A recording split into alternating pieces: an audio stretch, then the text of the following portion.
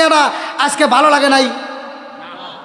যে যে কণ্ঠে থাকে, মোটা কণ্ঠে বললেও মজা লাগে, চিকন কণ্ঠে বললেও মজা লাগে, কথা কোন ঠিক কিনা? তাহলে কোরআনের ভিতর মজা আছে না নাই? আরেকটু জোরে আছে না নাই? তারপরে এই কোরআনের পক্ষে মানুষ নাই, এরপরেও কোরআনের বিরোধিতা করে, কথা কোন ঠিক কিনা? আছে না নাই? এই যে হুজুর আসছে, ইমাম সাহেব যেভাবেই চলুক দেখবেন ইমামের ভুল ধরার লাগে একদল লোক আছে না নাই?